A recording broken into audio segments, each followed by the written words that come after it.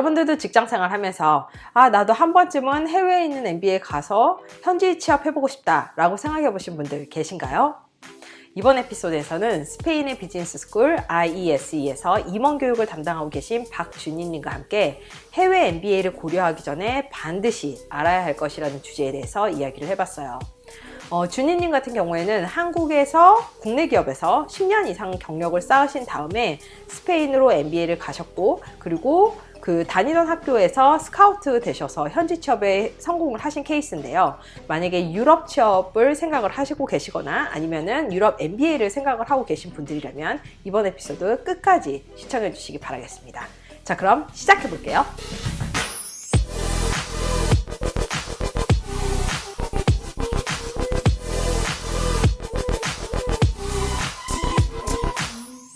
안녕하세요, 준희님. 이렇게 오랫동안 어플라이 구독해주시고 또 저와 인터뷰에 승낙해주셔서 너무 감사합니다.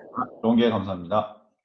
우선 제가 이제 준희님하고 MBA에 대해서 조금씩 얘기를 하면서 조금 늦은 나이에 MBA를 가셨다는 얘기를 듣고 여기에 대해서 한번 얘기해보자라는 생각이 들어서 이제 얘기를 하게 됐어요.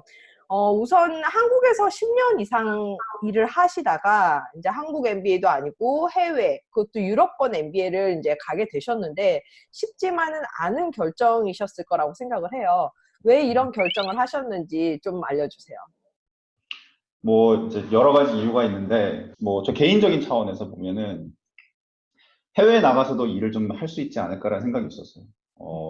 제가 기존 한국에서의 경력이 기업 교육 분야였는데, 기업 교육 분야에 종사를 이렇게 오랫동안 하다 보면 우리나라뿐만 아니라 해외에서 여러 프로그램들이나 베스트 프랙티스라는 것들을 많이 공부를 하게 되는데, 이 해외에 많이 알려져 있는 이런 HR 활동들이 이미 국내에서도 많이 이루어지고 있고, 어떤 부분에 있어서는 한국에서 HR로 일하는 게 더 선진화된 업무를 할 수 있는 경우도 간혹 있어서, 나의 경쟁력이 밖에 나가서도 경쟁력이 가능하겠구나라는 생각이 좀 있었고, 그리고 아이가 제가 MBA를 이제 결정을 하는 그런 시기, 해야겠다라고 하는 시기, 그때가 애가 한 3살, 4살쯤 됐었는데, 막연한 생각에, 우리 애를 대한민국에서 공부를 시키고 싶지는 않아 라는 생각을 좀 했었어요. 우리 애가 살 이제 15년, 20년 뒤의 미래는 나도 모르는 거고 내 아들도 모르는 건데, 그런 어떤 시대에 대비해서 우리 아이가 준비를 할 수 있는 거라면, 다양한 거를 보고 자기 스스로 무엇인가를 판단할 수 있는 자기 판단력이 강하면 어떤 세상이 오든 변화가 많든 스스로 앞가림은 할 수 있겠다라는 생각이 들었는데, 우리나라 초등학교, 중학교 교육이나 사교육 이런 걸 포함을 해서 여러 가지 학생들을 만들어가는 과정들이 하나의 인격체로 만들어가는 과정이라기보다는 뭔가 입시의 어떤 경쟁에 내몰리고 있는 이런 상황이 아닌가, 스스로 판단할 수 있는 여러 가지 환경들이 좀 덜 갖춰지지 않았을까, 이런 생각이 좀 들었고. 근데 그래도 정말 쉽지는 않았을 것 같아요. 온 가족이 함께 옮기는 거니까. 네. 그러면 이제 스페인으로 정해야지라고 한 결정적인 계기는 뭔가요? 많은 분들이 이제 유럽권을 쉽게 생각 안 하시잖아요. 네, 맞습니다. MBA를 두고 보면 크게 유럽 MBA와 미국 MBA 두 개로 나눠지는데, 상당수 많은 정보들과 학교의 숫자만 보더라도 미국 MBA가 압도적으로 많고, 유럽 MBA들은 이제 상대적으로 덜 알려져 있는데, 제가 미국이 아닌 유럽을 택한 이유는, 하나는 저희 형이 미국에서 살 때 너무 많은 고생한 얘기를 많이 들어서 미국은 좀 가면 안 되지 않을까, 약간 이런 생각. 그리고 아버지가 주재원 생활을 이제 해외에서 하시면서 유럽계 기업이었으니까 유럽에서도 크게 사는 게 나쁘진 않겠구나, 이런 생각이 둘 다 있어서 굳이 미국으로 가야겠다, 유럽으로 가야겠다, 처음에 구분을 하지는 않고 시작했고, 미국에서도 대학을 나와서 여러 가지 취업 비자, 이민국 관련된 이슈 때문에 어려움을 겪는 일들도 많이 있고 맞아요. 해서, 이게 양쪽이 다 하나만 매우 이것만 파야지라고 한 거는 아니고요. 그리고 이제 실제적으로 MBA를 준비하면 GMAT 시험이라든지 토플 시험이라든지 여러 가지 해야 되는 것들이 많은데, 그 난이도라든지 아니면 학교 측에서 가이드 해주는 방향, 이게 저희 학교가 훨씬 더 유리하지 않았나, 이렇게 생각을 합니다. 처음 만나자마자 이력서 보더니 합격을 할 수 있을 것 같다. 뭐 이런 얘기를 해줘서 오, 하는 것도 있고. 예. 틀렸구나, 이렇게. 예, 예. 뭐 제 점수가 지금 아직 요거밖에 안 되는데 뭐 경력은 이렇고요. 뭐 음, 저는 앞으로 이런 걸 하고 싶어요. 이런 1대1 인터뷰를 원서를 내기 전에 음, 그런 얘기를 거의 이제 많은 학교들이 그런 얘기를 이제 그 만남을 주선을 하는데 음. 과정에서 나쁘지 않겠는데 이런 얘기를 들어서 뭐 자신 있게 지원했습니다. 그렇군요. 이제 그렇게 가셔서 이제 또 공부를 하고 그리고 나와서 이제 잡펀팅 하는 것도 굉장히 이제 만만치 않으셨을 것 같아요. 근데 이제 많은 한국에서 해외 MBA를 생각하시는 많은 분들이 내가 이 MBA를 하고 나서 경력을 바꿔야지라는 생각을 하시기 때문에 이제 가시는 걸로 알고 있는데 실질적으로 유럽에서 이제 MBA를 끝내고 잡펀팅을 해보시니까 이렇게 경력을 바꾸기 위해서 MBA를 가는 거를 생각하시는 분들께 해주고 싶은 조언도 있으실 것 같아요. 거기에 대해서 조금 얘기해 주세요. 일단 학위라는 가치에 대해서 생각을 해보시면 좋겠어요. 학위가 나한테 줄 수 있는 것이 무엇인가? 여기 와서 더 절실하게 느꼈던 건 이게 MBA뿐만 아니라 어떤 학위든 간에 학위는 어떤 구직 시장에 나를 올려주는 어떤 티켓, 뭐 출발선에 올려주는 것뿐이지 여러 가지 구직 활동의 특혜가 된다 이러지는 못하는 것 같아요. 음, 대신에 같은 출발선상이라도 좀 더 좋은 출발선, 앞서 있는 출발선상이라든지 좀 더 음, 좋은 유리한 위치에서 출발을 하기 위해서 사람들이 이제 더 좋은, 더 유명하고 랭킹이 좋은 이런 학교로 가는 건데 그럼에도 불구하고 이런 구직 활동이라는 것은 이 학교의 타이틀로만으로는 절대 이루어지지 않는다. 뭐 그렇죠. 이걸 좀 얘기를 좀 해드리고 싶고 이 경력의 관리에 있어서 경력을 바꾸는 것은 쉽지는 않다.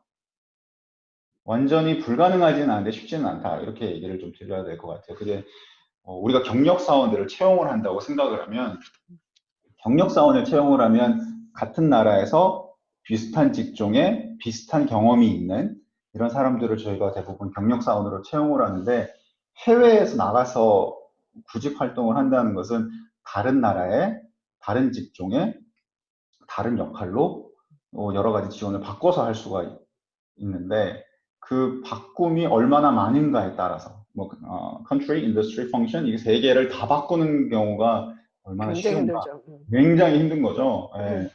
그러니까 내가 내 부하를 고용을 해야 되는데 얘가 우리나라 말도 못하고 음, 이 산업을 경험해 본 적도 없는데 심지어 이런 비슷한 일도 안 해봤어. 그러면 왜 채용을 해야 되나? 이런 관점에서 보면 내가 가지고 있었던 그 기존 경력이 이 학위, 그러니까 졸업을 한 이후에 구직 시장에서 많은 영향을 발휘합니다. 그리고 또, 또 외국인으로서 입장에서는 항상 겪어야 되는 일인데 이 외국에서 근무를 하기 위한 워킹 퍼밋 아니면 워킹 비자 그렇죠. 이런 것들이 충분히 지원이 되는가? 지원이 안 된다라고 얘기를 하기도 하고 지원이 된다라고 얘기도 하기도 하는데 이건 뭐 여러 가지 내부 프로세스상 이런 것들이 비용이 수반이 되기 때문에 이거를 뭐 허락을 해준다 안 해준다 이런 것도 있고 허수의 지원자들을 많이 거르기 위해서 비자를 스폰을 안 해줍니다 라는 얘기를 하는 음, 것도 있어요. 뽑아놓고 사람이 좋으면 비자 내주거든요. 그렇죠. 네, 정말 핏이 맞는다고 생각을 네, 하면. 네, 그러면 네. 이제 준희님 같은 경우는 지금 이제 그 학교에 다니시다가 그걸 끝나고 바로 그 학교로 이제 취업을 하셨어요. 네, 어떻게 맞아요. 그렇게 되셨는지도 조금 얘기해 주세요. 저는 기업 교육 경력이 있는 사람인데 음, HR 배경으로 MBA로 오는 사람들이 극히 적습니다. 우리 학교에서 하는 일들 중에 하나가 임원 교육 파트가 있는데 음, 임원 교육 파트를 해야 되는 여러 가지 리퀘어먼트 중에 기업 교육 프로그램 디자인, 뭐 운영 경험 이런 것들이 좀 필요한 그런 상황이었는데 또 이런 사람을 찾고 있는 시점에 제가 그냥 그때 그 학교에 학생으로 있었던 거죠. 음, 그래서 경력으로 이제 졸업을 앞두고 있는데 이제 앞으로 뭘 해야 되나 뭐 인턴을 했던 회사로 갈까 뭐 지금 인터뷰로 보고 있는 이 회사로 계속 팔을 파볼까 뭐 이런 얘기를 이제 커리어 서비스 담당자들이랑 얘기를 하는데 오 음. 마침 우리 학교에 이런 잡 오프닝이 있어 너 이런 거 한번 생각해 봤니 이런 거가 어, 있어서 에이 뭐 기업 교육이 뭐 그렇게 중요하겠니 니네는 난 그거 좀 벗어나기 위해서 MBA 온 건데 나 딴 거 갈 거야. 딴거 갈 거야. 나 3C 하려고 하거든.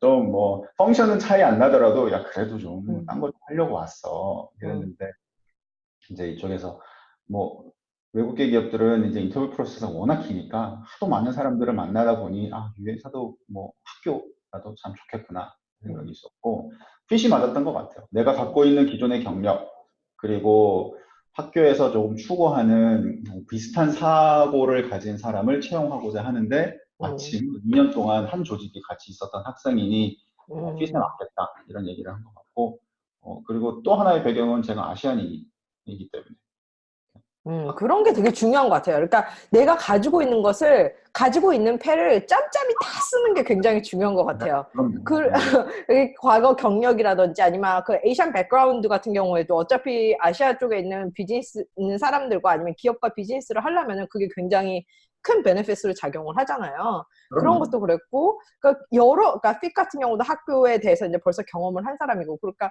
굉장히 어떻게 보면 그 학위 자체보다는 이 사람이 이제 그동안 쌓아왔던 그런 패, 이거를 어떻게 어디에다가 사용을 하느냐가 굉장히 큰 것 같아요. 맞습니다. 구직 활동할 때 가장 어려웠던 거는 지난 10년 동안 내가 무엇을 했는가를 다시 복기를 하는 거. 음, 그리고 그걸 정량화된 수치로 보여줘서 내가 실제로 이런 일을 할 수 있는 사람이고, 음, 그리고 이 일이 지금 당신들이 채용을 하고 있는 이 포지션에 얼마나 부합되는지를 논리정연하게 설명하는 거. 그게 제일 그렇죠. 어려웠던 것 같아요.